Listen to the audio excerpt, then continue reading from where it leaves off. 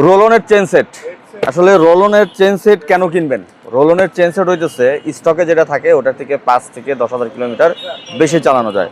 রোলনের chain সেটেই যেরকম রোলন kit লেখা থাকবে। আমার কাছে এখন কিন্তু এটা আছে হলো আরটিআর, এই যে আরটিআর, আরটিআর 160 এইটার। তো রোলনের চেন সেটে এই যে এখানে দেখেন বা একটু ক্লোজ দেখাই দেন, এই যে এই ভিতর দিয়ে হচ্ছে রাবার থাকে, যেটা স্টকে থাকে না, এটা রাবার থাকে।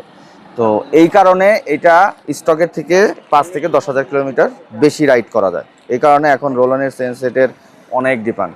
এটা কিন্তু ফুল সেট, এখানে এই যে বড় বা ছোট সব সেটগুলো আছে।